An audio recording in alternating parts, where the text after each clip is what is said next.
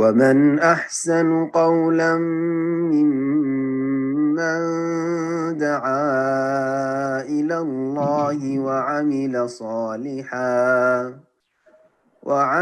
صالحا وقال إنني من المسلمين. শামীমা আক্তার, আপনি প্রশ্ন করুন। আসসালামু আলাইকুম। ওয়ালাইকুম আসসালাম ওয়া রাহমাতুল্লাহি ওয়া বারাকাতুহু। আমি সৌদি আরবের রিয়াদ থেকে বলছি। বলেন। জি, আমি অনেক চেষ্টা করে কখনো পাইনি, সেজন্য বিষয়বস্তুর বাইরে একটা কোশ্চেন করব। সেটা হচ্ছে, কোনো ব্যক্তি যদি মারা যায় তাহলে তার সম্পত্তি তো তার স্ত্রী সন্তান উত্তরাধিকার হয়ে যায়, মালিক হয়ে যায়। তো সেক্ষেত্রে ওই লোকের নাজাতের জন্য যদি দান খয়রাত করতে হয় ওর সম্পত্তি থেকে, তাহলে সেটা কিভাবে করা যাবে? বিসমিল্লাহির রহমানির রহিম, আলহামদুলিল্লাহ ওয়াসসালাতু ওয়াসসালামু আলা রাসূলিল্লাহ ওয়া আলা আলিহি ওয়া সাহবিহি আজমাইন ওয়া বাদ। প্রশ্ন করেছেন যে কোন ব্যক্তি যদি মারা যায়, আল্লাহ রহম করুন প্রতিটি মুসলিম মাইয়াতের উপর এবং গুনাহ খাতা মাফ করুন, জান্নাতুল ফেরদৌস দান করুন। যদি মারা যায় তাহলে তার ধন সম্পদের মালিক তো তার ওয়ারিসিন উত্তরাধিকারীরা হয়ে যায়। তাহলে যদি দান খেরাত করতে হয় তো কি করবে? জি, দান খেরাত জীবদ্দশায় করে যেতে হবে, এটা হচ্ছে শরীয়তের বিধান। কারো প্রতীক্ষায় নয়, আশায় নয় যে আমার ছেলে মেয়েরা, আমার স্ত্রী আমার জন্য দান করবে, মোটেই নাই।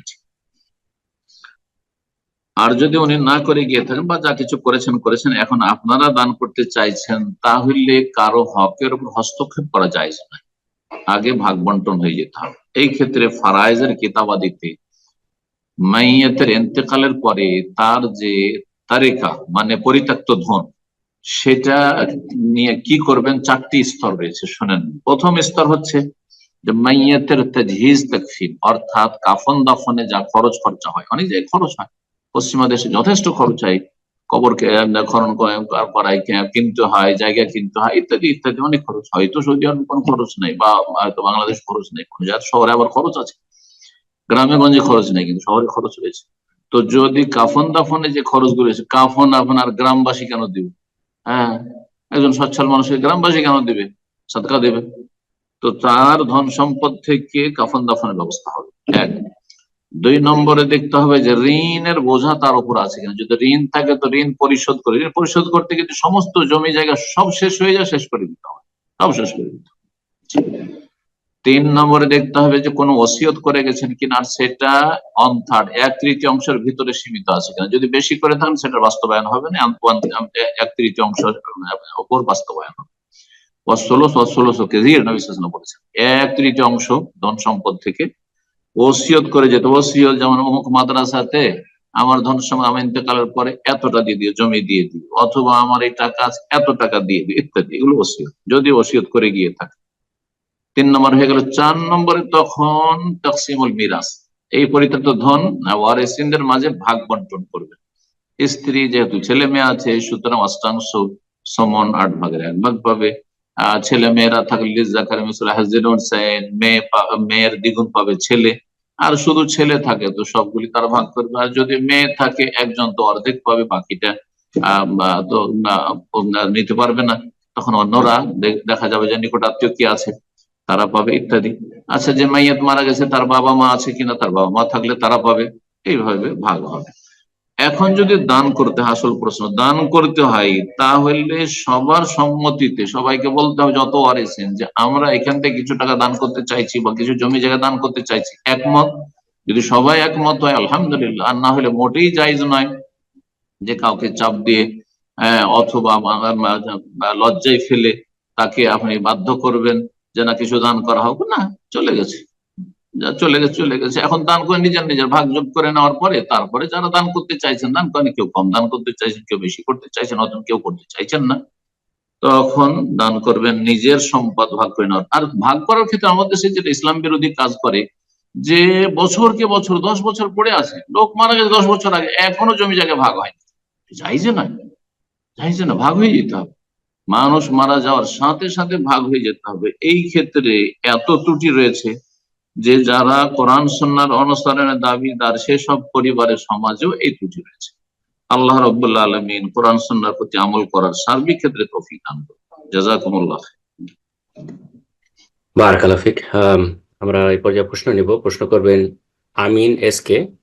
তার পূর্বে আমি ভাই এবং বোনদের মনোযোগ আকর্ষণ করছি, বিশেষ করে যারা প্রশ্ন করার জন্য আপনারা বিভিন্নভাবে মেসেজ করছেন এবং প্রশ্ন মেসেজ আকারে পাঠাচ্ছেন, তাদের উদ্দেশ্যে বলছি এখানে সরাসরি প্রশ্ন করার সুযোগ আছে। সময় স্বল্পতার কারণে আমরা লিখিত কোনো প্রশ্ন নিতে পারছি না। তো আপনারা ইনশাল্লাহ হ্যান্ড রেজ করুন, ধারাবাহিকভাবে আপনাদের প্রশ্নগুলো আমরা নেওয়ার চেষ্টা করবো ইনশাআল্লাহ। তো প্রশ্ন করবেন আমিন এস কে, আপনি প্রশ্ন করুন।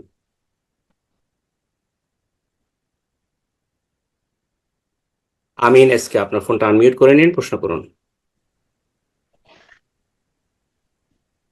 আসসালামু আলাইকুম ওয়া রাহমাতুল্লাহি ওয়া বারাকাতুহু। সম্মানিত শায়েখ, আপনি কেমন আছেন? ওয়ালাইকুম আসসালাম ওয়া রাহমাতুল্লাহি ওয়া বারাকাতুহু। আলহামদুলিল্লাহ। কোথা থেকে বলছেন? শায়েখ, মহারাষ্ট্রের মুম্বাই থেকে বলছি। মাশাআল্লাহ, বারাকাল্লাহু ফিক। বলেন। শায়েখ, রমজান মাসের মানে সাহারির জন্য একটা আজানের হাদিস আছে, যেমন আব্দুল্লাহ ইবনে মাকতুম রাদিয়াল্লাহু তাআলা আনহু হতে আব্দুল্লাহ ইবনে মাকতুম রাদিয়াল্লাহু তাআলা আনহু যখন আজান দেয় তখন তোমরা সাহারি খাও, এবং বেলাল রাদিয়াল্লাহু তাআলা আনহু যখন আজান দেয় তখন তোমরা মানে সাহারি খাওয়া বন্ধ করো। তো এই হাদিস থেকে বোঝা যাচ্ছে, কথাটা উল্টা। ইন্না বেলালান ইউআযিনু বিল্লাইল, বেলাল রাত থাকতে আযান দিতেন, প্রথম আযান। আর উম্মে মাকতুম যখন ফজর সুবহ সাদেক হইতো, হ্যাঁ, তখন আযান দিতেন। হাত্তা ইউকালা লা ইউআযিন হাত্তা ইউকালা লাহু আসবাহাত আসবাহাত, ভোর হয়ে গেল, ভোর হয়ে গেল। জি, বলেন। জি। তো তো মানে ওই হাদিস থেকে বোঝা যাচ্ছে যে মানে সাহারির জন্য আজান দেওয়ার ব্যাপারে। তো আমাদের সমাজে তো আজান হয় না। এবার আমাদের নতুন আহলে হাদিস গ্রাম 2019 সালে আমরা মানে সয়াকিদা গ্রহণ করেছি, আলহামদুলিল্লাহ। তো বিষয় হচ্ছে আমাদের যে মসজিদ গুলো আছে ওই মসজিদ থেকে মানে হাক ডাক শুরু করা হয়ে যায়, মানে অনেক আগে থাকতে, রান্না করুন, এই করুন, সেই করুন। তো আমাদের দিনী ভাইদেরকে আমি আরো কিছু ভাই বললাম যে আজানের হাদিস একটা আছে। তো ওরা বলছে যে আজান শুনলে কেউ যদি মানে উঠতে না পারে, হ্যাঁ, সে কেউ কেউ যদি মনে করে এটা ফজরের আজান, তাহলে কি হবে? তো এই ক্ষেত্রে আমাদের কি আজান দেওয়া কতটা যুক্তিসম্মত? আর আরো হাদিস আছে, যেমন একটা মৃত সুন্নতকে জীবিত করলে 50 জন শহীদের মর্যাদা পাওয়া যায়। তো আমাদের দিনী ভাইরা, কিছু দিনী ভাই এভাবে বলছে, আর কিছু দিনী ভাই বলছে যে আজান দিলে নাকি হয়তো মানুষ বুঝতে পারবে না যে এটা কিসের আজান। এই ক্ষেত্রে শায়েখ আমাদের মানে কি করা উচিত, দয়া করে একটু জানাবেন। সাহারির জন্য বা তাহাজ্জুদের জন্য আজান, এই আজান শুধু সাহারি নয়, সাহারি ছাড়াও তাহাজ্জুদ, তাহাজ্জুদ পড়তে কেউ, হ্যাঁ, এই জন্য আজান দেওয়া হয়। বেলাল আজান দেন যে, হ্যাঁ, লিয়ানাববিহা নাইমাকুম ওয়া ইয়ারজিয়া কাইমাকুম, যারা তাহাজ্জুদ পড়ছে তাদেরকে যেন ফেরায় যে তোমরা এখন সাহারি খেতে প্রস্তুত হও, আর যারা শুয়ে আছে তাদেরকে জাগ্রত করে, সেই জন্য আজান দেওয়া হয়। তো শুধু এটি সাহারির আজান নয়, সাহারি প্লাস তাহাজ্জুদের আজান। সৌদি আরবে প্রতিটি শহরে একাধিক মসজিদে আজান দেওয়া হয়, না কমপক্ষে একটি মসজিদে হয়। আর বিশেষ করে মসজিদে হারাম আর মসজিদে নববীতে আজান দেওয়া হয় ফজর আজানের ঠিক 1 ঘন্টা পূর্বে, 1 ঘন্টা পূর্বে। গোটা বছরে আজান, শুধু রমজানের নয়, গোটা বছর আজান দেওয়া হয়। এই আজানের হুকুম হচ্ছে সুন্নাত, ওয়াজিব নয়। কেউ ছেড়ে দিলে গুনাহগার হবে না। তবে সুন্নাত বাদ দিয়ে আবার নতুন তরিকায় ডাক হাঁক করবেন, এটা ঠিক নয়। তো এই যে সাহারির সময় হয়ে গেল, উঠেন, এখন এতটা বাজে, আর তারপরে তার সাথে কিছু গজল চলছে, শের শায়েরি, নাচ চলছে, এগুলি কুসংস্কার, এগুলি কুসংস্কার, এগুলিকে উঠাইতে হবে, এগুলো ঠিক নয়। যদি সম্ভব হয় বিনা ফিতনায়, লড়াই হবে না, গ্রামে ঝগড়া বিবাদ হবে না, আর সহজে উঠিয়ে দেওয়া যাচ্ছে, আর সুন্নত চালু করা যাচ্ছে, তাহলে ভালো। কিন্তু সুন্নত, মৃত সুন্নত জীবিত করার ফজিলতার মানে এই নয় যে মারামারি করে আর ফিতনা ফাসাদ করে আপনি যে সুন্নত জীবিত করছেন, এটা নয়। কথা বোঝা গেছে? মধ্যমপন্থী হইতে হবে সুন্নত পালন করতে, সুন্নত বুঝতে গিয়ে। আর আলেমদের চাইতে সাধারণ মানুষকে বেশি বুঝতে হবে না, আর ভালো আলেমের কাছ থেকে বুঝতে হবে। আবার কিছু আলেম আছে, বাস একটা হাদিস পড়ে দিয়ে বলছে ওই হাদিস থেকে মাসলা, শুধু একটা হাদিস না মাসলা হয়নি, সবগুলি হাদিসের সমন্বয় করতে হবে। যেমন হাদিস আছে সুন্নতের ফজিলতে, তেমন আছে আর যে আল্লাহ রাব্বুল আল্লাহু লা ইউহিব্বুল ফাসাদ, আল্লাহ ফিতনা ফাসাদ মোটেই পছন্দ করেন না, হারাম। যেখানে বিশৃঙ্খলা সৃষ্টি হবে, মানুষের মাঝে মনোমালিন্য হবে, হ্যাঁ, অন্তর্দ্বন্দ্ব হবে অথবা ইখতিলাফ হবে, লা তাখতালিফু, হ্যাঁ, ওয়াতাসিমু বিহাবলিল্লাহ ওয়ালা তাফাররাকু, বিচ্ছিন্ন হয় না। এত আয়াত হাদিস রয়েছে। আর একটা সুন্নত করতে গিয়ে যদি দ্বন্দ্ব শুরু হয়ে যায়, তাহলে অবশ্যই চিন্তা করতে হবে। তো যাই হোক, বাড়াবাড়ি ছাড়াছাড়ি, ছাড়াছাড়ি করবেন না, বাড়াবাড়ি করবেন না। তো সুন্নত যদি জীবিত করা সম্ভব হয়, তাহলে সবাইকে নিয়ে একটা মিটিং করবেন, আর মিটিং করার পর বলবেন যে এই সুন্নতটা চালু করি। আর যদি সুন্নত চালু না করতে চাই, তাহলে উঠাবারও কোনো প্রয়োজন নাই। হ্যাঁ, আর উঠাইতে হবে। আজান দেবে কে, জাগতে পারলো সাহারি খেতে আর সাহারি রান্না করতে, আর কে তাহাজ্জুদ পড়তে জাগতে পারলো, এটা দায়িত্ব তার মুয়াজ্জিনের না। আর এটা দায়িত্ব তার গ্রামবাসীর না যে সবাইকে জাগাইতে হবে। এটা একেবারে অবাস্তব কথা, আর এটা শরীয়ত বিরোধী কথা। যে হয়তো আজান দিলে উঠতে পারলো না, সেই জন্য আমরা বারবার ডেকে উঠাচ্ছি, তো অনেকের ঘুমে যে ডিস্টার্ব করছে না। আরে এইরকম কাজ করতে গিয়ে আপনি কুসংস্কার দিয়ে অনেকে ঘুমাবে, এই সময়টা সকালবেলা ডিউটি করতে হবে, ঘুমাইতে দিচ্ছেন না আপনি। এটাও তো জায়েজ নাই। মমিনকে কষ্ট দাও, মমিনকে কষ্ট দাও হারাম, যেভাবে কষ্ট দাও। আজান দিলে আল্লাহর জিকির হইল, হ্যাঁ, তাতে যদি কারো ঘুম ভাঙে কোনো দোষের কথা নাই। কিন্তু আপনি হই হই করে ডাকতে থাকবেন, ও জাগো জাগো, উঠো উঠো, এত বাজলো, এইসব এইসব কথা দিয়ে যদি কষ্ট হয়, তাহলে হারাম কাজ। সুতরাং এদের যুক্তি হচ্ছে খোঁড়া যুক্তি।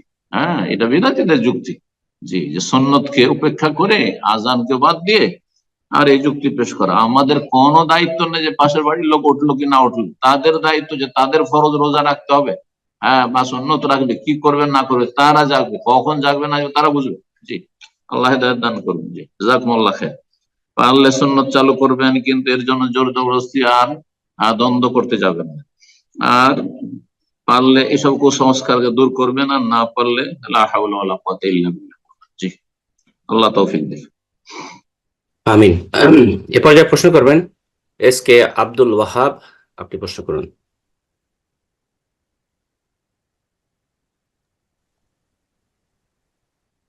আসসালামু আলাইকুম সম্মানিত শেখ। ওয়ালাইকুম আসসালাম ওয়া রাহমাতুল্লাহি ওয়া বারাকাতুহু। হুগলি থেকে ভালো আছেন শেখ? বলেন। জি, আলহামদুলিল্লাহ। প্রশ্ন বলেন। প্রশ্ন সংক্ষেপে করবো শেখ। আমি নিয়মিত সালাত আদায় করি। তো আমার স্ত্রীর বড় দাদা, উনি এখানে একটা হিন্দু মেয়েকে বিয়ে করেছিল। আমরা নেপালে বসবাস করি। হুম। তো ওরা হিন্দু প্রথমে মেয়ে মন্দিরে গিয়ে, কালিমা পড়েছেন না এমনি হিন্দু আছে আর বিয়ে করেছে? না, প্রথমে ওরা মন্দিরে গিয়ে বিয়ে করেছিল, তারপর মসজিদে গিয়ে বিয়ে করেছে। হারাম, হারাম। কোন তো মুসলিম হিন্দুকে বিয়ে করবে, বুদ্ধিস্ট কে বিয়ে করবে, হারাম। জি। অশ্লীল ড্রেস পরতো আমি বারণ করার পরে শোনে নে। তো এই নিয়ে আমাদের মধ্যে বিবাদ হয় এবং ওনার মুসলিমের স্ত্রী বিয়ে হয়নি, আপনার এবং আপনার শ্যালকের বিয়ে হয়নি এসব বিয়ে। জি। কোন অমুসলিমের সাথে বিয়ে যায়, হিন্দুর সাথে বিয়ে যায় না। হলে কিতাব হলে ঠিক আছে, কিতাবই হলে ওদি খ্রিস্টান, তাও না, ওরা সতী সাধ্বী দুরকম হইতে হবে। হ্যাঁ, ওইসব কথা আমি অনেক বলেছিলাম ওদেরকে যে এইসব ঠিক নয়, হ্যান ত্যান। আপনার তো প্রশ্ন এবং বলেন, আপনার গোটা পারিবারিক সমস্যা তো সমাধান দিতে হবে, আপনার প্রশ্ন বলেন না, শুনি। না, প্রশ্নটা আর এটাই যে অনেক আমি, লেখা। না, না, প্রশ্নটা থেকে এটাই যে ওই এই কারণে আমি ওর সঙ্গে সম্পর্ক বিচ্ছেদ করেছি। তো ইসলামের সম্পর্ক বিচ্ছেদ করা হারাম, এর মশলাটা মানে আমি কি এর জন্য গুনার কাজ করেছি এটা জানাচ্ছিল সে। সালার সাথে আমার কোনো আত্মীয়তার সম্পর্ক নেই, এটা আমাদের দেশীয় আত্মীয়তা। সাল্লা, ভাইরা, সাড়ু, কথা বোঝা গেছে? এগুলো শালি, এগুলো সম্পর্ক শরীয়তে কোনো সম্পর্ক না, এগুলো হচ্ছে সাধারণ একটা সম্পর্ক। শরীয়তের সম্পর্ক হচ্ছে সিলাতুল আরহাম, যাদের সাথে রাহেমের সম্পর্ক আছে, মায়ের বংশ আর বাপের বংশ। আপনার মায়ের বংশের সাথে সম্পর্ক ছিন্ন করা যাবে না, বাপের বংশের সাথে সম্পর্ক ছিন্ন করা যাবে। আর এমনি স্বাভাবিক অন্য মুসলিমের সাথে যেমন চলেন, ওই রকম সালা সালির সাথে চলবে, এ শরীয়ত। আমার দেশের লোকেরা নিজের বাপের বংশের খোঁজ নেই, মায়ের বংশের খোঁজ নেই, মামাদের খোঁজ নেই, খালার খোঁজ নেই, ফুফুর খোঁজ নেই, চাচার খোঁজ নেই। আর ওই শালা শালির সাথে দহরম বহরম, হ্যাঁ, তাদের সাথে ধুমধাম না। এগুলো আসলে এগুলো আমাদের দেশীয় ধর্ম।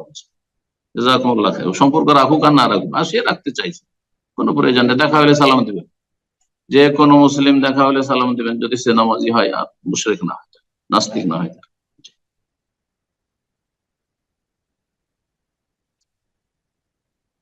জি।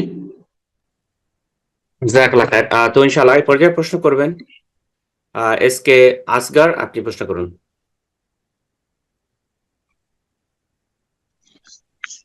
সালামু আলাইকুম রহমতুল্লাহ বরকাতুহু। কেমন ওয়ালাইকুম আছেন? ভালো আসসালাম আছেন? রহমতুল্লাহ বারাকাতুহু। আমি জি। সৌদি আরব থেকে আমি রানিয়া থেকে বলছি, শেখ আসগার আলী। যে আমার বলেন। প্রশ্ন হলো শেখ, আমার একটা বন্ধুর 5-6 বছরের মেয়ে, ওনার মানে পেটের যন্ত্রণা এত হয়, আর সমস্ত কিছু রিপোর্ট করেছে, মানে বড় বড় ডাক্তার, ছোট ডাক্তার, পেটের ফটো, রক্ত, সমস্ত কিছু যা কিছু করে, কিন্তু কিছু রোগ ধরা পড়েনি। আর যখন যন্ত্রণা হয় মানে প্রচন্ড কষ্ট হয়, কিন্তু রোগ কিছু ধরা পড়ছে না। তো এই ব্যাপারে বিভিন্ন রকম মানে সলা পরামর্শ চাইছে যে শরিয়াতে এটা কি ব্যাপার, রোগ নয় অথচ পেটে যন্ত্রণায় প্রচন্ড বাচ্চা মেয়ে কষ্ট পাচ্ছে, মানে নার্সিংহোমে ভর্তি করতে হয় যখন হয় আর কি। এই সম্পর্কে বলবেন যে। শরীয়তের বিধান হচ্ছে দোয়া করেন, রুকিয়া করেন, আর গায়েব আল্লাহ ছাড়া কেউ জানেন না। এখন তাকে সেহের করা হয়েছে, তার পরিবারকে সেহের করা হয়েছে, জিনের কোনই আছে, আন্দাজে কি করে বলে? এগুলো বলার জন্য তো আমাদের প্রোগ্রাম, আমরা শরীয়তের মাসলা সেটা হচ্ছে যে কোনো অসুস্থ ব্যক্তির জন্য যেমন পার্থিব মেডিকেলের চিকিৎসা করবেন, ঠিক তেমনি তার সাথে সাথে এই নয় যে দৈহিক অসুখ হলে আমরা রুকিয়া করবেন। রুকিয়া করবেন, রুকিয়া পরিত্যক্ত যে সুন্নাত করবেন, শারীরিক রোগের ক্ষেত্রে করবেন, তারপরে দোয়া করবেন। হ্যাঁ, যে কোনো মুমিন, যে কোনো স্তরের মুমিন, ছেলে হোক, মেয়ে হোক, নাবালক হোক, সাবালক হোক, দোয়া করবেন শেফার জন্য। আল্লাহ রাব্বুল দোয়া শুনবেন। উযদুনি আস্তাজিব লাকুম, আল্লাহ বলছেন দোয়া করো, আমি তোমাদের ডাকে সাড়া দেবো, দোয়া কবুল করে নিচ্ছি। ফাইন্নী করিব, আল্লাহ বলছেন কাছে, দোয়া করা রব্বুল আলামিনের কাছে। এবং রুকিয়া ঝাড়ফুঁক করতে বলেন কোরআন সুন্নাহর আলেম দিয়ে। তাবিজ করা যাবে না, হ্যাঁ, বালা তামা এসব করা যাবে না। তারপরে কবিরাজ ওঝাদের কাছে যাওয়া যাবে না, এরা শিরক কুফরি করাবে, ঈমান হরণ করবে। আল্লাহ শুভা দান করুন প্রতিটি মুসলিম এবং মুসলিমের সন্তানদেরকে, ছেলে মেয়েদেরকে।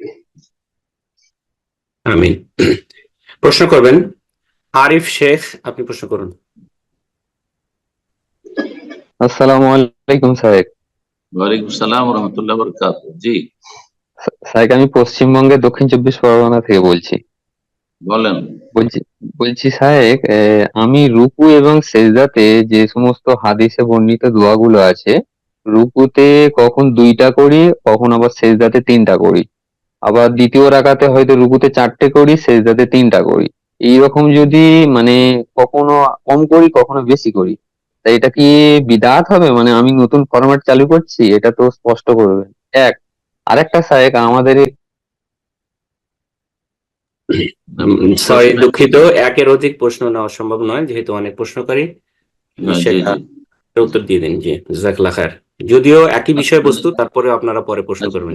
আজকে দার্সের সাথে রিলেটেড বিষয়বস্তু এবং আজকে দার্সের উত্তর হয়েছে যে সালাতের যেসব অঙ্গগুলি রয়েছে সেগুলি আনুমানিক কাছাকাছি হইতে হবে, পুরো একই রকম হইতে হবে, বরাবর সমান হইতে হবে নয়, কিন্তু কাছাকাছি হইতে হবে। আর কোন রাখাতে একটু কম হয়ে গেল, কোন রাখাতে বেশি হলে এতে কোনো যায় আসে না, কোনো অসুবিধা নেই। একেবারে মেপে এত মিনিট এত সেকেন্ড থাকবে, এটা কারো পক্ষে সম্ভব নয়। আর এইসব দায়িত্ব দেননি আল্লাহ রাব্বুল আলামিন, নবী সাল্লাল্লাহু আলাইহি ওয়াসাল্লাম শিখাননি, কিন্তু আনুমানিক কাছাকাছি। হ্যাঁ, ধরেন 3বার তো সর্বনিম্ন হলো, সর্বনিম্ন উত্তম হচ্ছে 3বার, তো সর্বনিম্ন কেন পড়বেন? 5বার, 7বার, 9বার, 10বার, তার বেশি পড়বেন। রুকু সেজদার তসবিহ গুলো, এবং সেজদা রুকুর চাইতে একটু লম্বা করবেন, কারণ ওখানে দোয়ারও ক্ষেত্র, দোয়াও করতে পারেন আপনি। একটু কম বেশি হয়তো হলো, কিন্তু রুকু লম্বা বেশি হয়ে যাবে আর সেজদা তার চাইতে খাটো হয়ে যাবে, এটা সুন্নতের খেলাফ। সুন্নতের খেলাফ, তবে সালাত হয়ে যাবে, সালাত হয়ে যাবে। জি, বেদাত হবে না। বেদাত এগুলোকে বলে না, বেদাত বলে যে নবী সাল্লাল্লাহু আলাইহি ওয়াসাল্লাম থেকে কোনো কিছু প্রমাণিত নেই, আর সেটা আপনি ধর্মকর্ম মনে করে নেকির আশায় করছেন, সেটা বেদাত। জি। জাযাকাল্লাহ খায়ের, বারাকাল্লাহ ফিক। শেখ, যেহেতু আলোচনা রিলেটেড উনি প্রশ্ন করছেন, আপনি যদি অনুমতি দেন আমি তাকে আনমিউট করবো। হয়তো আলোচনা রিলেটেড প্রশ্ন করছেন, ওনাকে কি আনমিউট করবো কিনা? না, এটা তো হয়ে গেল। অন্য প্রশ্ন হয়তো করতে পারেন, সমস্যা নেই। ঠিক আছে, ইনশাআল্লাহ। আপনি যদি আলোচনা রিলেটেডই প্রশ্ন থাকে তাহলে আপনি প্রশ্ন করুন। আরিফ শেখ, যে আপনি প্রশ্ন করুন। সাহেব বলছি, আমাদের এখানে শহরে বিদ্যাতে মানে ভরে গেছে, ঠিক আছে, আমি এর আগে অনেকবার বলেছিলাম যে এখানে অনেকগুলি সব মোনাজাত থেকে শুরু করে একদম মানে শবে বরাত, মিলাদুন নবী সবকিছু এখানে হয়। তা আমি মানাও করেছিলাম, মানে আমাকে সবার সামনে অপমানিত করা হয়েছিল। তা শোনে না, এখন আমি হাদিসটা জেনেছি যে আল্লাহ তাআলা দুই ব্যক্তিকে অপছন্দ করেন, এক অহংকারকারীকে, আর দুই হচ্ছে জমিনে যারা ফেতনা ফেসাদ সৃষ্টি করে। তা আমি যদি ওটা বলি তাতে আরো ফেতনা ফেসাদ সৃষ্টি হবে। তা হাসরের ময়দানে কি আল্লাহ তাআলা আমাকে এই জন্য পাকড়াও করবেন যে তুমি জানতে কেন বললে না? এইটাই আমি এখন টেনশনের মধ্যে আছি। আপনি আপনি বললেন না কেন, এটা বলছেন না বললেন কেন? হ্যাঁ, আমি বলি না বলে, কেন কারণ কেন একবার বলবেন? বলেছিলাম ভালো ভাষায় সাহেব। বলুন, ভালো হ্যাঁ, ভাষায় ভালোভাবেই। বললে ঝগড়া হবে না। আপনি তাদের সাথে তর্ক করতে যাচ্ছেন, তখন ঝগড়া হচ্ছে। ভালো ভাষায় নসিহা করবেন, ওয়াজাক্কির ফাইন্নামা আনতা মুজাক্কির, আল্লাহ বলছেন। হ্যাঁ, তুমি উপদেশ দাও, উপদেশ দাও, তোমার কাছে উপদেশ দাও, ভালো ভাষায় নরম ভাষায় বল। তারপর সবাইকে বলে বেড়াইতে হবে জরুরি নাই, আর সবার মাঝে বলতে হবে যেখানে গোলযোগ হবে সেখানে জরুরি না। আপনার বন্ধু মহল আছে, আত্মীয়রা আছে, হ্যাঁ, ঘরোয়া পরিবেশ আছে, হ্যাঁ, তারপরে ব্যক্তি পর্যায়ে আছে। নবী সাল্লাল্লাহু আলাইহি ওয়াসাল্লাম 5 বছর ব্যক্তি পর্যায়ে দাওয়াত দিয়েছেন, হ্যাঁ, একজন একজন করে। একসাথে গোটা গোষ্ঠী ধরে 20-25 জন বসে আছে মক্কার কাফেররা, তাদেরকে দাওয়াত দিলে সাথে সাথে শেষ করে দিত। তো ওইসব করেননি নবী সাল্লাল্লাহু আলাইহি ওয়াসাল্লাম, দীর্ঘ 5 বছর করেন একা একা। তারপরে গোপনে দাওয়াত দিয়েছেন।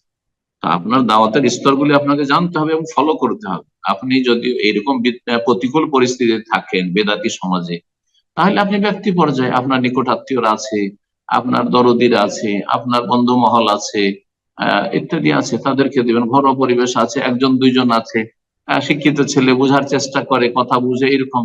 আর গোড়া গুলোকে বলবেন না, যারা একবারে অন্তরকে কলুবনা গুলফুন, অন্তরকে যারা আবৃত রেখেছে তাদেরকে বললে ফায়দা নেই।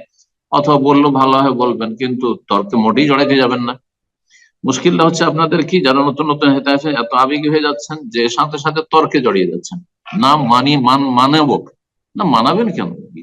মানাবো, এই কাজ তো আমার কাজ না, এটা আল্লাহর কাজ। জি, কাকে মানাবেন না মানাবেন এটা আল্লাহর কাজ। তা আপনার কাজে ভালোভাবে বুঝিয়ে দাও, তারপরে মাঝে মধ্যে বলবেন। যদি দেখেন প্রতিকূল অবস্থা, আপনাকে এবাদত বন্দেগী সেখানে সুন্নাত তরিকা করতে দিচ্ছে, তাহলে হিজরত করেন। আপনার এবাদত বন্দেগীতে যদি বাধা হয়, বেদাত করতে বাধ্য করে, তখন বলবো হিজরত করেন ওই এলাকা থেকে। আর বাকি ওখানে সবর করে তাদের কথা শুনে কষ্ট তারা দিতে থাক, আপনি সেখানে তাদেরকে হেদায়েত করে জান্নাতের রাস্তায় নিয়ে আসার চেষ্টা করুন, শিরক বিদআত থেকে মুক্ত করার চেষ্টা করুন। আল্লাহ তৌফিক দান করুন। আমি প্রশ্ন করবেন আব্দুল্লাহ, আপনি প্রশ্ন করুন। আসসালামু আলাইকুম রহমতুল্লাহ। ওয়ালাইকুম আসসালাম ওয়া রাহমাতুল্লাহি ওয়া বারাকাতুহু। আমি বাংলাদেশ থেকে বলছি। বাংলাদেশ কোন জায়গা? বাংলাদেশ ময়মনসিংহ থেকে বলছি, শেরপুর জেলা। বলেন। জি, আমার একটা প্রশ্ন আছে, সেটা হচ্ছে আমাদের দেশের একজন প্রখ্যাত আলেমে দ্বীন একটি হাদিস উল্লেখ করে বলেছেন যে যারা ধূমপান করে এবং ধূমপায়ী অবস্থায় মারা যায়, সেই ইসলাম থেকে বের হয়ে মারা যায় আর তার স্থান জাহান্নামে। আসলে এই বিষয়টা আমি আপনার কাছে জানতে চাচ্ছি, হাদিস এবং কোরআনের না, আলোকে। সে যদি এটা ব্যাখ্যা করে সে খারেজি, খারেজি আকীদা বিশ্বাস। যে ব্যক্তি বলে ধূমপানকারী সে জাহান্নামী, আর সে ইসলাম থেকে বেরিয়ে যায়, ইসলাম থেকে একজন মুসলিমকে বের করে দিল, সে নিজেই খারেজি। আল্লাহ হেদায়েত করবে। এইসব আলেমকে কেমন করে প্রখ্যাত বলছেন? বক্তা বলেন। বেশি বকতে পারে, কথা বলতে পারে, সেজন্য বক্তা, আলেম না সে। সাদাউল্লাহ। জাযাকাল্লাহ খায়ের। প্রশ্ন করবেন সাজিদুর রহমান, আপনি প্রশ্ন করুন। আসসালামু আলাইকুম রহমতুল্লাহ। শাইখ কেমন আছেন? সালাম রহমতুল্লাহ বারাকাতুহু। জি বলেন। আলহামদুলিল্লাহ। আমি বাংলাদেশ ঢাকা থেকে বলছিলাম। বলেন। প্রথম আমার একটা অনুযোগ আমি পেশ করি, সেটা হলো যে প্রথম আমার প্রশ্ন হচ্ছে আশারি মাতুরিদি আকীদা কি আহলে সুন্নাহর অন্তর্ভুক্ত? এটা একটি। আর আশআরী মাতুরিদি আহলে সুন্নাতের অন্তর্ভুক্ত কিনা? আহলে সুন্নাত নয় তারা, তবে শিয়াদের পাশাপাশি মোকাবেলাতে রাখলে সুন্নাত, তখন আহলে সুন্নাত। অর্থাৎ শিয়ারা যে সাহাবায়ে কেরামদের দুশমন, আশআরী মাতুরিদি সাহাবায়ে কেরাম দুশমন নয়, সাহাবায়ে কেরামদেরকে ভালোবাসেন এবং সাহাবায়ে কেরামদের ইহতিরাম সম্মান তারা বহাল রাখে। এই ক্ষেত্রে যারা প্রকৃত আহলে সুন্নাত তাদের সাথে তারা একমত। কিন্তু যখন আল্লাহর তৌহিদ বা তৌহিদুল আসমা সিফাতের বিষয়, আল্লাহর সিফাতের বিষয়গুলি আসে, তখন তার বিভ্রান্ত আহলুদ দলাল মুবতাদিয়া, তখন আহলুস সুন্নাত নাই। আশায়েরা মাতুরিদিয়া তারা আহলুস সুন্নাত নাই। জি, আরেকটি কথা আছে, সেটা হচ্ছে যে একটি প্রশ্ন, একটি প্রশ্ন। সরি, আমি অনেক দুঃখিত ভাই, আসলে একের অধিক প্রশ্ন করার সুযোগ নেই। আমরা নেক্সট উইকে বা 2 সপ্তাহ পরে চেষ্টা করবেন ইনশাআল্লাহ।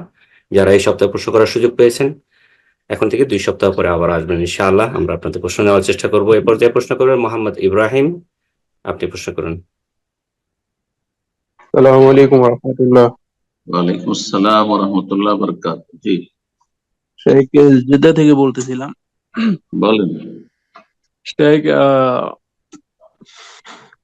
মানে আমার ফ্যামিলির কিছু নিকট আত্মীয় আমার কাছে, তাদের কাছ থেকে আমি কিছু টাকা ঋণ নিয়েছিলাম আর কি। অনেক আগে, সেটা প্রায় আজ থেকে 4, 5, 6 বছর এরকম আগে ঋণ নিয়েছিলাম, বলছিলাম যে পরে দিয়ে দিব। তো ওনারা এই টাকাগুলো পরবর্তীতে আমার কাছে আর কখনো চায় নাই, বা এটার জন্য কখনো সম্পর্ক নষ্ট করে না, সম্পর্ক বহাল রাখছে, বা এটার জন্য কোনো ওনারা কিছু বলে না যে দাও বা দিও না, এরকম কোনো কিছুই বলে নাই। তো এক্ষেত্রে কি আমার ওনাদের টাকাগুলা কি দিয়ে দেওয়া জরুরি? আর যদি তাদেরকে আমি টাকাগুলা দিতে হয়, আমি কি আমার কোনো সমস্যার কারণে আমি কি তাদেরকে বলতে পারি যে এই টাকাগুলা থেকে আমার জন্য কিছু কমিয়ে দেন, তাহলে আমি যেহেতু সুদ একটু সহজ হয়। আপনাকে ধার দিয়েছিল তারা? যে আমি এভাবে বলে নিয়েছিলাম যে আমি পরে দিয়ে দিব, এভাবে বলে নিয়েছিলাম তাদের কাছ থেকে। আমার মামারা বা এরকম নিকট আত্মীয় আর কি। তো ওনারা পরবর্তী এখন নিকট আত্মীয় হলে তার উপর তো আপনার খরচ ছিল না। যদি আপনার বাবা হইতো তাহলে বলতাম যে ভিন্ন বিষয়। হ্যাঁ, আপনার বাবা মা দিয়েছে তাহলে ভিন্ন বিষয়, কিন্তু আপনি মামার টাকা তো আপনার টাকা না, আর মামার উপর আপনার ভরণ পোষণ তার ফরজ নয়।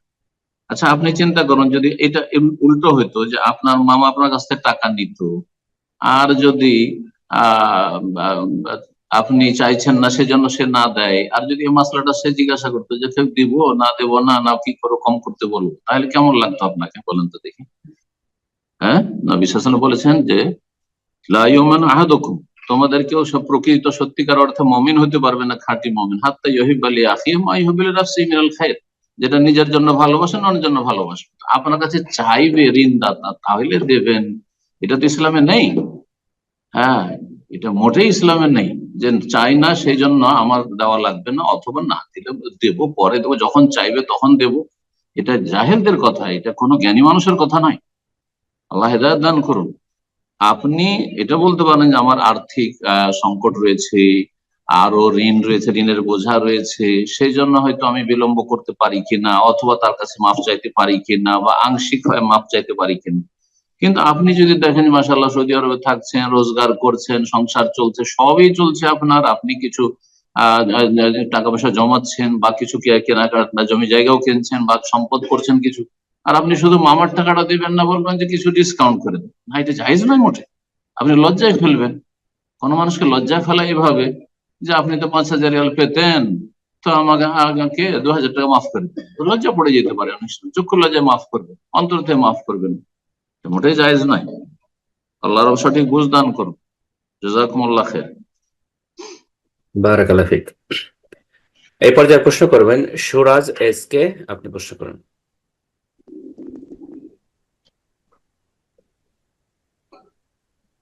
জি, আপনার ফোন আনমিউট হয়েছে, প্রশ্ন করুন। আসসালামু আলাইকুম রাহমাতুল্লাহি ওয়া বারাকাতুহু। মোহাম্মদ শেখ, ওয়ালাইকুম আমি আসসালাম ওয়া রাহমাতুল্লাহি বলছি ওয়া বারাকাতুহু। আসসালামু জি, আলাইকুম রাহমাতুল্লাহি ওয়া ওয়ালাইকুম সালাম ওয়া রাহমাতুল্লাহ। কোথায় বলছেন বলেন? শেখ, আমি মুর্শিদাবাদ ঢাকা থেকে। জি, আপনার মুর্শিদাবাদ সুরাজ ঢাকা এস থেকে। কে, আপনার মাইক্রোফোনটা ঠিক করে নিন। শেখ, আমি মুর্শিদাবাদ ঢাকা থেকে বলছি। ফরাক্কা। জি, মাসলা বলেন। বলছিলাম যে কি শেখ, আমরা আমাদের একটা বাড়ি দেয় আমার বাবা, যখন তখন তখন মানে কি এই বাড়িটা একটা ঘরের মধ্যে কবর পড়ে যায়, মানে আমার বাবার ফুফুর কবর। তো কবরটা তখন আমার বাবারা দিন সম্পর্কে জানতো না, তো বাড়ি দিয়ে দেয়, ঘরও দিয়ে দেয়। তো কবরটা অনেক পুরাতন হয়ে গেল, মোটামুটি 40-50 বছরের পুরনো হয়ে গেল। তো আমাদের ঘরটার মেঝা করা আছে, অনেকটা উঁচু করে ঘরটা দেওয়া আছে, এখন কি সেই ঘরে আমরা নামাজ পড়তে পারবো না? উম, ওই ঘরে তো নামাজও পড়া যাবে না, ওই ঘরে শোয়াও যাবে না, কবরের উপরে কবরে বসবাস করাও যাবে না। হারাম কাজ করেছে, হারাম কাজ করেছে যারা এই কাজ করেছে। কবরটাকে এখন খনন করে, সমাধান হচ্ছে খনন করে সেখানে হাড়হাড্ডি যদি কিছু পাওয়া যায় তাহলে হাড়হাড্ডি গুলো সেখান থেকে সসম্মানে উঠিয়ে নিয়ে আর তারপরে কবরস্থানে দাফন করে দেবে, জি, যখন বাড়িঘর হয়ে গেছে। আর নাহলে এইভাবে বাড়িঘর বানানো জায়েজই নয়। জানছেন যে কবর, তারপরেও জমি জায়গার লোভে এক শ্রেণীর লোকেরা বাড়িঘর বানিয়ে নেয়, এটা হারাম কাজ করেছে, গুনার কাজ করেছে। তাদের তওবা করা উচিত তারা বেঁচে থাকলে। রাহমাল্লাহ। জাযাকাল্লাহ খায়ের। হ্যাঁ, প্রশ্ন করবেন শুভ, আপনি প্রশ্ন করুন। শাইখ আসসালামু আলাইকুম ওয়া রাহমাতুল্লাহ। ওয়ালাইকুম আসসালাম ওয়া রাহমাতুল্লাহি ওয়া বারাকাতুহু। জি, বাংলাদেশ থেকে বলছিলাম, বগুড়া থেকে। বলেন। শাইখ, আমার যে এরকম যে একটা জুমা আরেকটা জুমা পর্যন্ত যত গুনাহ হয় ওই ওই জুমাটা মাফ করে, ওই জুমার কারণে মাফ হয় ছোট ছোট গুনাহ। এক সমাধান আরেকটা গুনাহ মাফ করে, এরকম একটা সলাতে এরকম ভেতরকার গুনাহ মাফ করে। এরকম তো আরো কিছু বেশি অনেক ছোট দোয়া এবং জিকিরও আছে যে এর কারণে একদম সারা জীবনের গুনাহ মাফ হয়। তারপর সুন্দর করে উযু করার পরে 2 রাকাত সালাত আদায় করলে সকল গুনাহ মাফ হয়। তো এই রকম গুনাহ মাফ হয়, তারপরেও আমাদেরকে আল্লাহ কি কারণে শাস্তি দিবেন কবরে এবং হাশরের ময়দানে? গুনাহ মাফ হলো সাগীরা গুলো, কিন্তু কেউ চুরি করেছে, কেউ গীবত করেছে, কেউ চুগলখড়ি করেছে, কেউ হারাম কাজ করেছে ইত্যাদি, তো ওগুলো কি করে মাফ? ওগুলো যেন তওবা করতে হবে। তো ওগুলো তওবা করে নিলে আল্লাহ আযাব দিবেন না। আল্লাহ আযাব দিবেনই কবরে, আল্লাহ আযাব দিবেন জাহান্নামে, এটা কেমন করে বললেন আপনি?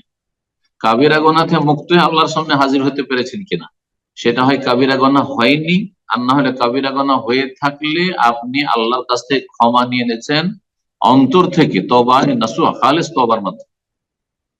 আত-তাইবু মিনাজ যামবি কামান লা যামবা লাহু। নবী সাল্লাল্লাহু আলাইহি ওয়াসাল্লাম বলছেন, যে ব্যক্তি গুনাহ থেকে তওবা করে নিল, সেই ব্যক্তি ওই ব্যক্তির মতো হলো যে গুনাহ করেনি। আর এই সমস্ত যে ফজিলত গুলো রয়েছে এতগুলি আমলের, সেগুলি হচ্ছে সাগীরা গুনাহর ক্ষেত্রে। এছাড়া বলছেন যে একটা দিয়ে তো সাগীরা মাফ হয়ে গেল, তা বাকিগুলো কি কাজ করবে? এর উত্তর হচ্ছে যে এটা দিয়ে মর্যাদা উঁচা হবে, মর্যাদা উঁচা হবে। তারপরে আল্লাহ রাব্বুল আলামিন আরো কিছু দেবেন, কিন্তু এই নয় যে কাবিরা গুনাহ মাফ হয়ে যাবে। কাবিরা গুনাহ মাফ হয় না। কেউ চুরি করছে, কেউ ডাকাতি করছে, কেউ সুদ খাচ্ছে, কেউ ঘুষ খাচ্ছে, কেউ হারাম রোজগার করছে, আর কেউ ধার নিয়ে টাকা পয়সা দেয় না, আর বলছে যে আমি তো সকাল সন্ধ্যার জিকির আজকার করি, তো এই 5 ওয়াক্ত সালাত পড়ি, জুমা আর তারপরে রমজান আর অন্যান্য আরো ইবাদত বন্দেগী, সেগুলো দিয়ে সব গুনাহ মাফ হয়ে গেল, হ্যাঁ ইত্যাদি। না না না, কাবিরা গুনাহ মাফ হবে না। কাবিরা গুনাহের জন্য তওবার শর্ত আহলুস সুন্নাত ওয়াল জামাতের কাছে, আহলুল হাদিস হোক আর হানাফি, শাফিঈ, মালিকি, হাম্বলি, সমস্ত উলামারা বলছেন যে কাবিরা গুনাহের জন্য তওবা শর্ত। বিনা তওবাতে শুধু নেক আমল দিয়ে কাবিরা গুনাহ মাফ হবে না। জাযাকুমুল্লাহ। বারাকাল্লাহ ফিক। সম্মানিত দিনী ভাই বোনেরা, আমরা প্রোগ্রামের একদম শেষ পর্যায়ে চলে এসেছি, অনেক সময় হয়ে গেল। আজকের সর্বশেষ প্রশ্ন নেব ইনশাআল্লাহ। অনেকেই হ্যান্ড রেজ করে আছেন, যদিও কোনোভাবেই সম্ভব নয় সবার প্রশ্ন নেওয়া, এখনো 28 জন লাইনে আছেন। তো ইনশাআল্লাহ আগামী সপ্তাহে আপনারা প্রোগ্রামের শুরুতে এসে হ্যান্ড রেজ করবেন ইনশাআল্লাহ। নিউ ইয়র্ক টাইম সকাল 11টায় জুম মিটিং ওপেন করা হয়, শুরুতে এসে হ্যান্ড রেজ করবেন ইনশাআল্লাহ। আগামী সপ্তাহে আপনাদের প্রশ্নগুলো আমরা নেওয়ার চেষ্টা করব। আজকের সর্বশেষ প্রশ্ন করবেন আমাতুল্লাহ মিম, আপনি প্রশ্ন করুন।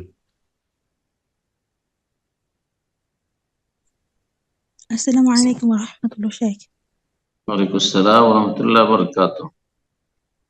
জি, শাইখ, প্রথমে আমি ক্ষমা চাচ্ছি, আমার প্রশ্নটা একটু বড় হতে পারে, এই কারণে। কোথা থেকে বলছেন? চাঁপাইনবাবগঞ্জ, বাংলাদেশ। আচ্ছা, বলেন। শাইখ, আমার এক আপুর বাবা মারা যাওয়ার পর তার ভাইও মারা যান, যার কারণে উনি অনেক ভেঙে পড়েন। এখন বর্তমানে তাকে চাকরির জন্য প্রেশার দেওয়া হচ্ছে, এছাড়াও তার পরিবার কে অন্য একজন বোন নাকি? জি জি জি, একজন দিনী আপু। একটু জোরে, আওয়াজটা কম আসছে। তো আচ্ছা, তো তাকে এখন তার ফ্যামিলি সঠিকভাবে দিনও পালন করে না, তো নানা কারণে উনি অনেক ডিপ্রেশনে চলে গেছেন। তো যার কারণে একটু ছোট ছোট কারণে অতিরিক্ত রেগে গেলে নিজেকে আঘাত করে ফেলেন।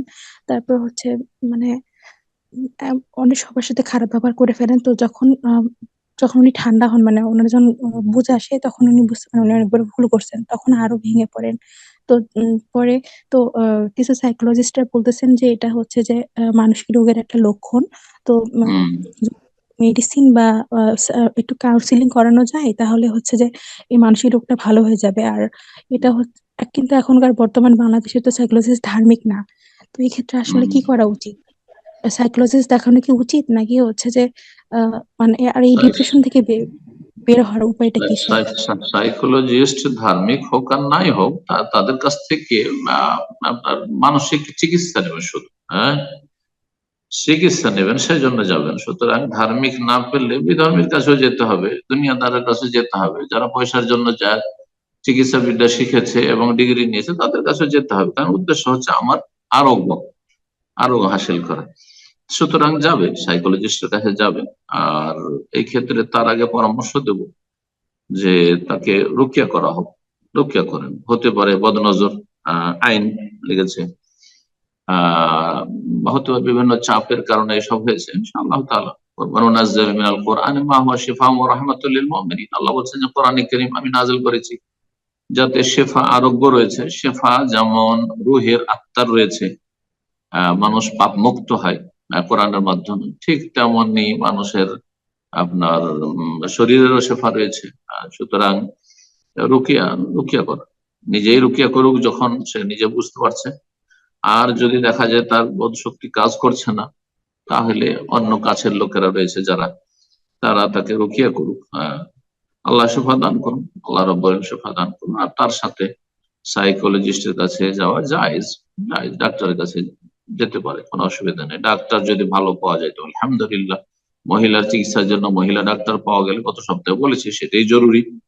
যদি মহিলা ডাক্তার না পাওয়া যায়, তাহলে তখন পুরুষ মুসলিমের কাছে যাবে এবং যথাসাধ্য ভালো মানুষ খোঁজার চেষ্টা করবে, একটু দূরে হইলেও, একটু ব্যয়বহুল হইলেও।